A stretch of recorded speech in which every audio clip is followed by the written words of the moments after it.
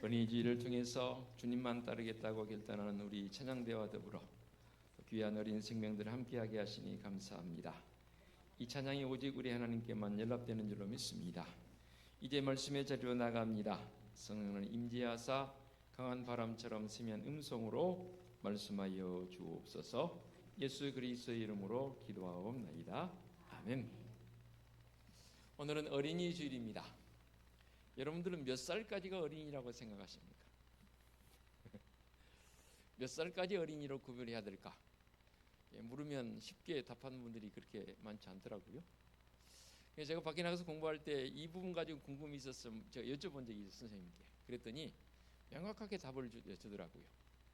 영어로 표현한다면 틴자가 들어가는 그런 부분에는 그때부터는 청소년입니다. 무슨 말인지 알겠죠?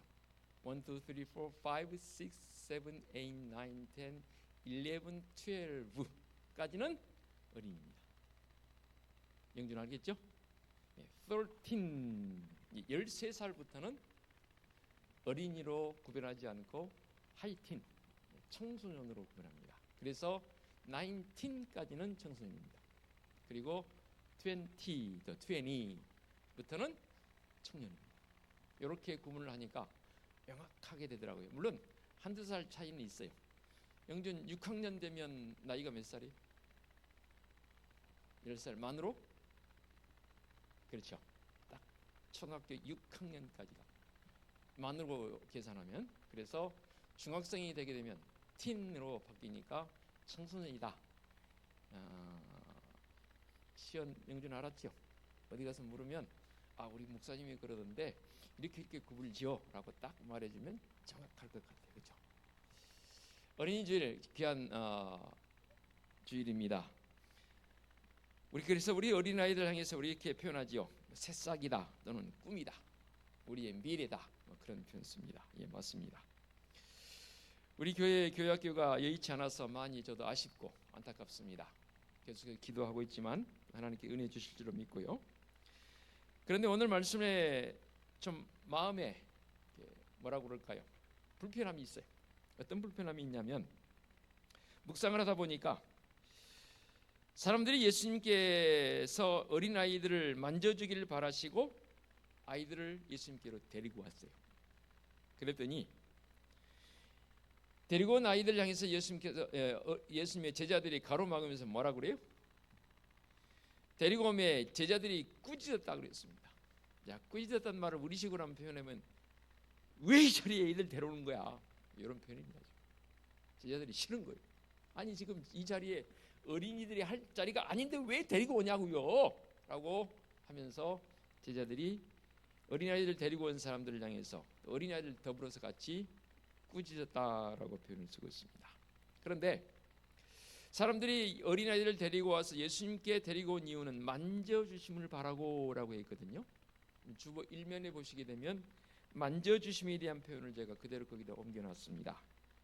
이 만지다라는 뜻은 다른 뜻으로 손대다, 영어로는 터치라는 그런 표현으로 가능하고요. 어루만지다라는 뜻이 됩니다. 그러니까 평행꼴을 이루고 있는 마태복음 19장 13절에서는 안수하다라는 말로 번역이 되어 있거든요. 그러니까 오늘 말씀에 만져주다라는 말은 단순히 쓰다듬는 정도가 아니라 특별한 의미를 지닌 접촉 행위입니다. 우리 요즘 애기들이 지나가면 아이고 귀여워 하면서 이렇게 쓰다듬죠.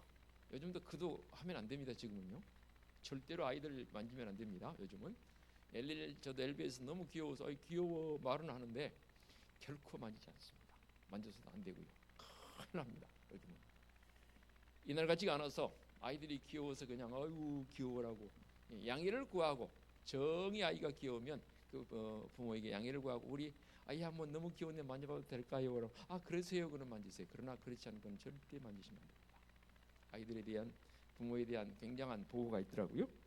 그러니까 만져주기를 바란다라는 말은 특별한 접촉을 의미한다고 했는데 어떤 접촉을 말하는가? 오늘 말씀의 문맥상을 봤을 때 그 어린아이들을 안고 예수님께서 뭐 하세요? 축복하세요. 어린아이들을 안고 주님께서 분명하게 안수하시고 축복하시니라 16절에 그렇게 언급이 되어 있지 않습니까? 축복하는 것과 관련된 행위가 바로 여기서 만지다라는 그런 말로 번역이 되어집니다. 그런데 이런 상황 속에 제자들이 꾸짖었다고 그랬지 않습니까? 언뜻 제자들의 모습을 보면 참 충성스러운 모습으로 보이기도 합니다. 그러나 예수님께서는 그 제자들의 모습을 보시고 노하셨다고 그랬습니다. 화를 내셨습니다. 아니 지금 뭐 하는 거야?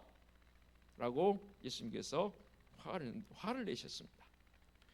오히려 적극적으로 길을 열어서 아이들을 예수님께로 데리고 나와서 아이들에게 주님께서 더 축복하시도록 해야 할 그러한 어떤 사명적 상황이 제자들에게 있어야 하거든요. 근데 지금 제자들은 어린아이들이 오는 것에 대해서 좋아하지도 않을 뿐더러 막고 있습니다. 꾸짖었다고 그랬습니다. 이런 제자들의 모습을 보시면서 우리 주님께서 어쩌면 한심하다 생각했을 수도 있을 것 같습니다. 화를 내신 것으로 봐서 그렇습니다. 그래서 5월 이 첫 주 어린이주를 맞이해서 어린아이와 같은 믿음 갖기라는 제목으로 더 깊게 말씀의 자리로 나아갑니다. 예수님께서는 우리 어린이들을 아주 사랑하셨습니다. 지금도 사랑하시지요. 그리고 어린이들의 손을 얹으시고 안수하시며 축복하십니다. 그리고 사람들에게 모두 어린아이와 같아야 한다라고 말씀하십니다. 이 어린아이, 그러니까 어린아이와 같은 자가 받을 복이 무엇인지에 대해서 간략간략하게 제가 주보 1면에다 실어놨습니다. 5가지 정도인데 한번 살펴보도록 하겠습니다. 여러분들은 주보 1면을 보시면서 함께 말씀을 들으면 더 훨씬 도움이 되어지리라 봅니다. 첫 번째, 천국이 복입니다. 어린아이와 같은 자가 되었을 때 받는 복이 뭐냐? 천국이 복이라는 거죠. 오늘 우리에게 주신 말씀 가운데 14절 15절의 말씀에 이렇게 말씀하십니다. 예수께서 보시고 노하시어 이르시되 어린아이들이 내게 오는 것을 용납하고 금하지 말라. 하나님의 나라가 이런 자의 것이니라 라고 말씀하고 있습니다. 그렇습니다. 마음의 천국을 누리지 못하는 이유가 있지요. 그런 이유는 세상의 어떤 여러 가지 것들이 내 마음을 지배하고 있기도 하지만 사실은 어린아이같이 그 마음이 순수하지 않게 변질되어 버렸기 때문입니다. 그러면 천국의 복을 누리는 자로 마태복음 5장 3절의 산상수훈을 통해 이렇게 주님 말씀하셨지요. 심령이 가난한 자는 복이 있나니 천국이 그들의 것임이라고 말씀하셨을 때에 이 심령이 가난함, 바로 이게 어린아이의 심령으로 적용을 시켜서 해석해 봅니다. 천국은 누구에게나 개방되어 있지만 그러나 누구나 다 천국에 들어가는 것은 아닙니다.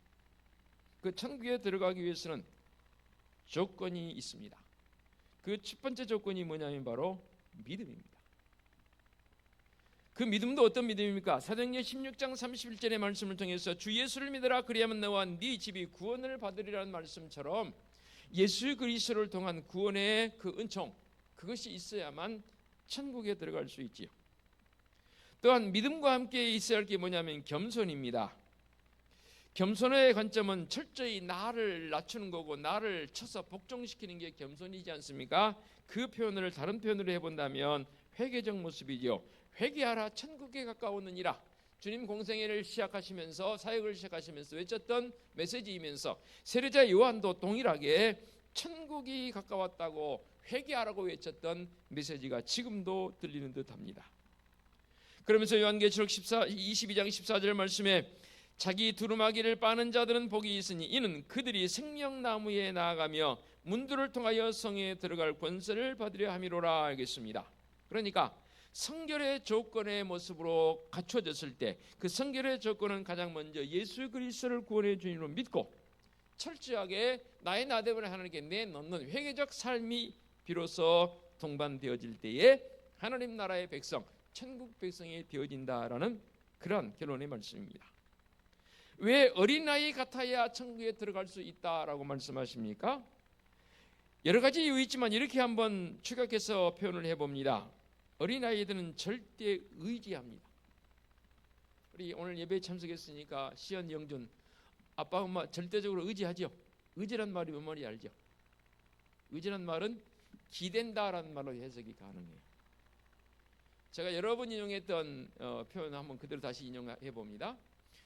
과거에 제가 교육 파트 있을 때에 아이들 데리고 수련회 갔을 때에 한 아이를 다 골고루 다 해보지만 중앙에 세워놓고 둥그렇게 앉아서 눈 딱 가리고 뒤로 넘어져라 합니다. 영준 해봤어요?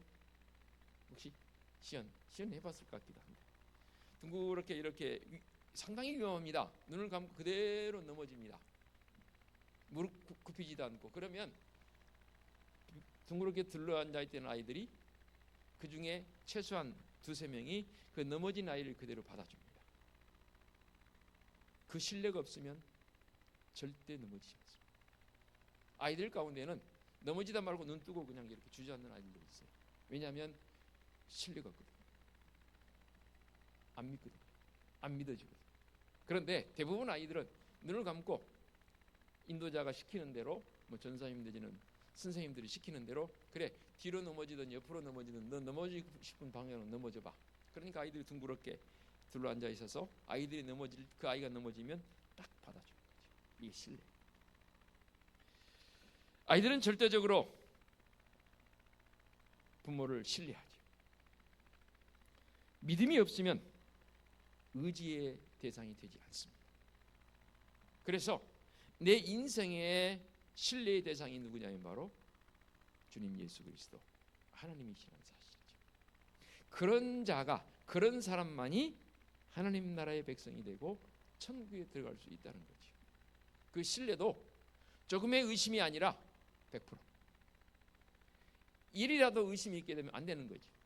100% 믿게 될 때에, 신뢰할 때에, 의지할 때에 이 어린아이와 같은 모습으로 천국에 들어갈 수 있지요.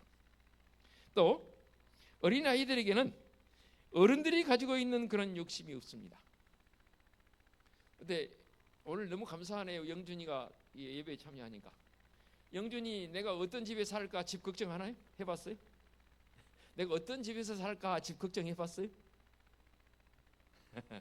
내가 아파트 몇 평에 살까, 어떤 집에 살까 걱정해봤다면 그게 저 비정상입니다. 그러죠? 근데 걱정 안 해요. 왜요? 아빠 엄마 집이 있는데 지금 아빠 엄마 집에 살죠. 근데 조금만 크면은 독립하려고 막 할 거란 말이에요. 그거 놔두고 절대적으로 어린아이들은 내가 어떤 집에 살까, 얼마나 벌을까, 뭘 할까 결코 염려하지 않아요. 가지지 않아도 돼요. 욕심 부리지 않아도 돼요. 왜요? 아버지 어머니가 가지고 있어요. 나의 아버지이신 하나님, 그렇죠? 그분이 가지고 계세요. 뭘 그렇게 염려하십니까? 아울러서 어린아이는 부모의 말에, 대부분 어린아이들은 다 순종해요. 아들아 딸아 옳은 길을 갈 때는 더 격려해 주죠. 그래 너 잘하고 있다. 신나는 거예요. 그런데 가서는 안 될 길로 갈 때는 부모들이 뭐라고 그래요?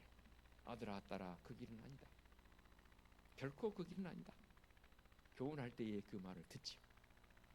바로 그런 순종적 삶의 모습이 있기 때문에 주님께서 말씀하십니다.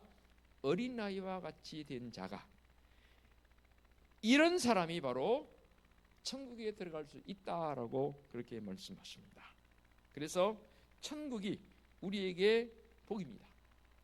두 번째로는 뭐냐면 예수님을 아는 복입니다. 누가복음 10장 21절에 이런 표현이 있어요. 천지의 주제이신 아버지여, 이것을 지혜롭고 슬기는 자들에게는 숨기시고 어린 아이들에게는 나타내심을 감사하나이다. 옳소이다. 이렇게 된 것이 아버지의 뜻이니이다 라는 말씀이 있습니다. 그러니까 계시의 복, 하나님께서 우리에게 이처럼 예수님을 알게 해주시지 않았다면 어떻게 되겠습니까? 우리는 예수님을 믿는 것도 예수 그리스도를 계시해 주셨기 때문인데, 마태복음 11장 27절에 이런 표현이 있습니다. 내 아버지께서 모든 것을 내게 주셨으니 아버지 외에는 아들을 아는 자가 없고 아들과 또 아들의 소원대로 계시를 받은 자 외에는 아버지를 아는 자가 없느니라고 말씀하십니다.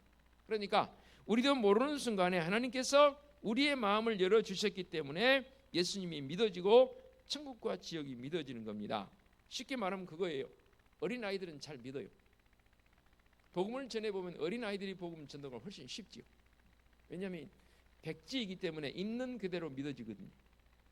스펀지인데 그 스펀지에 습기가 있지 않아요. 마른 스펀지. 그러니까 족족히 닦는 마른 스펀지는 모든 것을 닦으면 그 수분을 다 흡수합니다. 그거라 그 말입니다. 어린아이와 같은 심령이 주어질 때 비로소 그 어린아이들을 통해서 믿어지는 그 모습처럼 우리도 예수님을 믿게 되어진다 그 말입니다. 그 마음에 조금도 다른 게 섞이지 않는 순수성 말입니다. 그렇습니다. 고린도서 12장 3절에 이런 표현이 있습니다. 그러므로 내가 너희에게 알리노니 하나님의 영으로 말하는 자는 누구든지 예수를 저주할 자라 하지 아니하고 또 성령으로 아니하고는 누군지 예수를 주시라 할 수 없느니라. 그런 순수성이 있는 그 심령 속에 성령의 내주함을 통해서 어린아이와 같은 그런 심령이기 때문에 결국 예수 그리스도를 고백하게 되는 그것, 이게 바로 우리에게는 복이라는 거죠. 그렇습니다. 더욱 하나님의 세계에 대한 믿음이 우리에게 생겨납니다. 진리의 기품을 알게 되고 그것을 느낍니다. 매일매일 성령님의 이끄심을 따라 나아가는 성도적 삶, 어린아이와 같은 겸손하고 깨끗하며 하나님을 의지하는 심령을 우리가 가져야 합니다. 자신의 부족함을 알고 고백합니다. 그래서 잠언 기자는 이런 표현도 했습니다. 너는 범사의 그를 인정하라. 그리하면 네의 길을 지도하시리라. 여러분 어때요? 여러분의 길을 한치라도 되어질 일들을 여러분 알고 있습니까? 모릅니다. 한치라 하면 굉장히 짧은 단위입니다. 그 짧은 그 앞에도 내 되어질 일이 어떻게 될지 모르는 일입니다. 그런데 우리가 이렇게 살 수 있는 것은 분명 하나님의 이끄심이 있기 때문인 줄로 믿습니다. 그 어린아이와 같은 절대적 신뢰. 세 번째로는 큰 자가 되게 하신다 합니다. 굉장히 역설이죠. 마태복음 18장 4절에 그러므로 누군지 이 어린아이와 같이 자기를 낮추는 사람이 천국에서 큰 자니라. 낮추면 세상 사람들은 오히려 나를 다 무시하고 짓밟고 더 자기 발 아래 두려고 합니다. 이게 세상의 논리입니다. 그러나 하나님 앞에서는 그렇지 않습니다. 철저하게 나의 모습을 낮출 때 이런 사람이 천국에서 큰 자니라고 말씀하고 있습니다. 세상은 자꾸만 사람들은 큰 사람이 되려고 합니다. 큰 사람 돼야지요. 이렇게 어린아이에게 담겨있는 진리는 큽니다. 천국에서 큰 사람이 된다고 말씀합니다. 영적으로 큰 사람이요, 심령이 강한 사람이 큰 사람이요, 심령의 능력을 통해서 이 땅에서 실현해 보이는 사람, 그 사람이 큰 사람 아니겠습니까?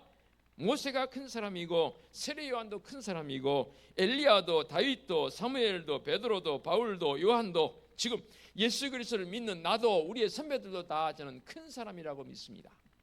키가 커서 큰 사람이 아니고 믿음의 담대함이 있기 때문에 그 사람은 큰 사람으로 인정받는 것 아니겠습니까? 그런데 제자들은 다투어서 이기면 큰 사람이 되는 줄 알고 서로 다투었습니다. 그때 예수님께서 마태복음 18장 2절로 4절 이렇게 말씀합니다. 예수님께서 한 어린아이를 불러 그들 가운데 세우시고 이르시되 진실로 너희에게 이르노니 너희가 돌이켜 어린아이들과 같이 되지 아니하면 결단코 천국에 들어가지 못하리라. 그러므로 누구든지 이 어린아이와 같이 자기를 낮추는 자가 천국에서 큰 자니라. 그러므로 신앙훈련은 어린아이와 같은 목표를 가져야 합니다. 그래서 교회사를 보게 되면 영성가들이 겸손을 훈련할 때 이 어린아이와 같은 모습으로 목표점을 삼았던 기록도 있습니다. 어린아이와 같이 되려는 사람의 이 원함과 노력함도 필요하지만 성령님의 은혜를 내가 받아야 어린아이처럼 되더라고요. 그러므로 우리가 할 일이 뭡니까? 어린아이처럼 늘 신령한 하나님의 말씀의 젖을 사모하고 성령님의 은혜를 갈망하는 성도적 삶이어야 합니다. 요즘 릴스 영상 가운데 떠올리는 영상, 요즘 제게 좀 유심 있게 보는 영상들이 몇 개 있습니다. 그 가운데 하나가 뭐냐면 동물들, 특히 집에서 키우는 개 내지는 강아지 내지는 고양이 내지는 또는 심지어는 맹수도 등장하긴 하더라고요. 그 새끼들이 한두 마리도 아니고 많게는 열 몇 마리도 되는데 그 엄마 젖을 찾아서 막 다니는 그 릴스 영상 보게 되면 참 귀엽기도 하고, 자, 저렇게 생존 경쟁이 심하구나 하는 그런 생각도 가져봅니다만은, 젖을 사모해서 찾아다니는 이 어린 생명들을 보면서 참 절박하구나, 간절하구나 하는 생각도 들지만, 그런데 그 어미의 젖을 먹고 점점점 성장하는 이 어린 생명들을 봤을 때에는 흐뭇함도 있더라. 또 어떤 릴스 영상 그것을 거의 상당히 많은 오랜 시간을 빠른 속도로 돌려서 성장해가는 과정도 저는 본 적이 있습니다. 그렇습니다. 분명 믿음의 성도라면 나를 낮춰서 하나님 앞에 철저하게 부복할 때 하나님께서 나를 큰 자로 여겨주신다라는 그게 복이지요. 네 번째로는 특별히 은혜를 위해 주시는 복이 있습니다. 마태복음 18장 5절 6절에 이런 편이 있습니다. 또 누구든지 내 이름으로 이런 어린아이 하나를 영접하면 나를 영접함이 누구든지 나를 믿는 이 작은 자 중에 하나를 실족하게 하면 차라리 연잔맷돌이 그 목에 달려서 깊은 바다에 빠뜨려지는 것이 나으리라 했습니다. 무슨 말씀입니까? 어린아이 영접이 곧 예수 그리스도를 영접하는 것이라고 비유적 관점으로 말씀하고 있습니다. 그리고 어린아이를 실족시키면 그만큼 큰 죄라 그 말입니다. 그래서 예수님께서 마태복음 18장 10절에 삼가 이 작은 자 중에 하나도 없이 여기지 말라. 너에게 말하노니 그들의 천사들이 하늘에 계신 내 아버지의 얼굴을 항상 배우느니라 라고 말씀하고 있습니다. 어린아이들을 특별히 위해 주죠. 어느 분이 자꾸만 부정적인 관점을 표현하더라고요. 성경에서 오병이의 사건 속에서도 어린아이들과 여자들은 계수함에 들어가지 않습니다. 장정만 5천 이상이라고 했습니다. 그러더니 야 어린아이들이 왜 그 숫자에 들어가지 않았을까? 여러분들 누차 말씀드리 여러분 우리 교회 성도는 익히 알고 있습니다. 어린아이들을 무시하는 것도 아니고 여자들이 숫자에 들어가지 않는 것은 남존여비 사상 속에서 여자를 무시한 것도 아니고 그렇게 한 이유는 저는 이렇게 해석을 합니다. 어린아이와 여자들은 힘이 있는 장정들로부터 보호해야 되는 보호의 대상입니다. 위해 준다는 말이 그런 거 아니겠습니까? 그래서 뭐 젠틀맨이라는 표현 쓰기도 하는데 연애할 때 뭐 그런 행동들 많이 남자분들 하셨지요. 멀쩡한 벤치인데도 앉으면 그냥 앉게 안 하고 최소한 후 불어서 바닥을 닦아주긴 했잖아요. 또 좀 더 젠틀한 사람은 손수건 딱 꺼내서 쫙 펼치면서 여기 앉으라고 했지 않습니까? 위해 주는 거죠. 어려운 상황에 처하게 되면 가장 먼저 보호해야 할 대상이 누굽니까? 어린아이. 또 요즘 차에도 그렇게 뒷면에 써진 것도 봅니다. 뭐 위급한 상황 시에 누구부터 꺼내달라고요? 아이부터 써요. 그런 차 뒤에 문구에 붙어 있는 것도 보기도 합니다. 그렇습니다. 사고가 났을 때 먼저 구해야 할 대상은 어린아이. 세계 대부분의 국가에서는 어린이 유괴 사건에 대해서는 중형으로 다툽니다. 그렇듯 어린이들은 특별히 위해주고 있습니다. 어린아이와 같은 믿음이 있을 때 우리도 그런 위함을 받는다라는 관점으로 해석이 되어지고요. 한 가지 더 마지막입니다. 시편 131편 2절에 이렇게 표현합니다. 실로 내가 내 영혼으로 고요하고 평안하게 하기를 젖된 아이가 그의 어머니 품에 있음 같이 하였나니 내 영혼이 젖된 아이와 같도다라고 했습니다. 예수 그리스도를 통해서 구원의 감격으로 들어가는 그 사람을 향해서 우리는 구원받은 사람이라 말하는데 어린아이와 같은 믿음의 모습을 가진 사람들에게는 절대적으로 주어진 게 뭐냐면 평안함이 주어집니다. 세상에서 가장 평안한 사람은 어머니 품에 안겨있는 어린아이일 것입니다. 거기에 무슨 염려가 있겠고 무슨 근심이 있겠습니까? 그런데 사람들은 어머니의 품보다 더 좋은 하나님의 품에 안겨 있으면서도 염려하고 근심하고 있다니 이게 문제입니다. 지금 우리는 하나님 품에 안겨 있는 줄로 믿습니다. 그러니 염려는 부질없는 것이고 어린아이와 같이 내가 할 수 있는 모든 것들을 내놓고 내 스스로 하는 것이 아니라 다 우리 하나님께 맡기는 어린아이와 같은 모습. 이 세상은 요란하고 문제투성이지만 그런 가운데서도 평안한 마음을 가지시기 바랍니다. 그리고 행복하시기 바랍니다. 어떨 때 창조주 하나님 앞에 안겨있는 나의 모습.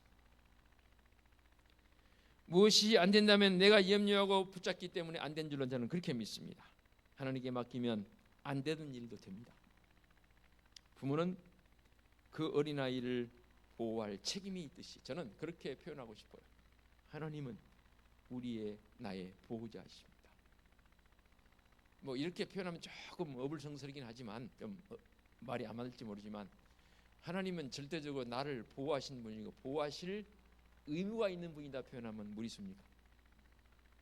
그런 하나님께 맡기지 못한다? 내가 어린아이와 같이 되지 않는다?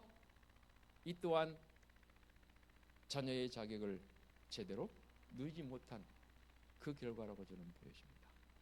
그러므로 나를 보호하신 하나님, 오늘도 내게 복 주시는 하나님, 그 하나님 앞에 나의 모습이 어린아이와 같은, 나를 절대로 보호하시는 우리 하나님 앞에 그 모습으로 나아가고 이 5월 최소한 가정에 될 만큼은 그러한 믿음의 성도적 삶의 고백이 되어지시기를 간절히 부탁을 드리겠습니다. 기도합니다. 하나님 아버지 감사합니다. 어린이 주일을 맞이해서 오늘도 주님 앞에 말씀을 통해서 힘 주시니 참으로 감사합니다. 간절히 간구하옵는 것은 어린아이를 사랑하신 우리 하나님, 우리가 어린아이같이 되기를 원하옵고 아울러 어린아이와 같은 자가 될 때에 받을 복이 우리에게 주어집니다. 외모로 보이는 어린이도 귀하지만 내 속 사람인 마음의 어린이는 더 귀하지 않습니까? 어린아이가 받는 복은 천국이며 마음을 열어주시고 큰 자임이여 위하심이라 했습니다. 평안입니다. 우리 모두가 어린아이와 같은 믿음과 겸손과 충성의 사람이 되게 하여 주옵소서. 예수님의 이름으로 기도하옵나이다. 아멘.